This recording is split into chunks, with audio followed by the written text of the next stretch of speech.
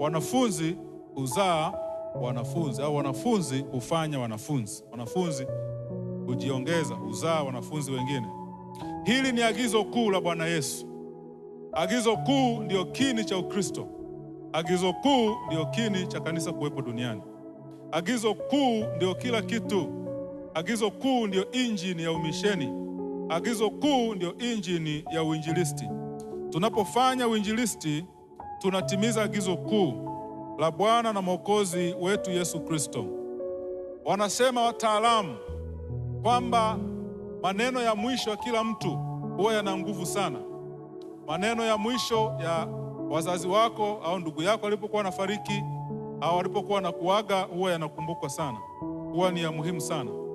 Maneno ya mwisho ya Bwana Yesu kabla hajachukuliwa kwenda mbinguni yalikuwa, enendeni duniani kote mkawafanye watu kuwa wanafunzi wangu.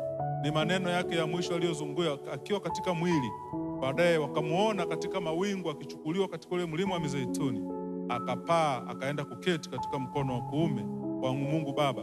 Katika ulimwengu wa macho hatumuoni, hatuwezi kumshika, lakini katika ulimwengu wa roho tunamuona, tunamshika, yuko pamoja nasi, tunamwabudu mahali hapa. Ukiona umuhimu wa agizo kuu ni kwamba waandishi wote wanne wa Injili pamoja na Matendo wamerudia hayo maneno. Unajua wakati wanaandika Biblia walikuwa wanachagua maneno ya kuandika, lakini ukiona the same thing imerudiwa na vitabu vyote, ina maana hicho kitu ni cha muhimu.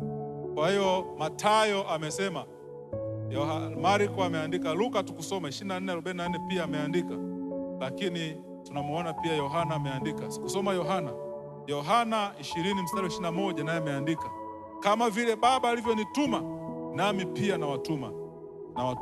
Yohana pia ameandika. Kwa hiyo Mathayo kama mwandishi ameandika, Marko kama mwandishi ameandika, Luka kama mwandishi ameandika, Yohana kama mwandishi ameandika, Luka tena kwenye Matendo kama mwandishi ameandika.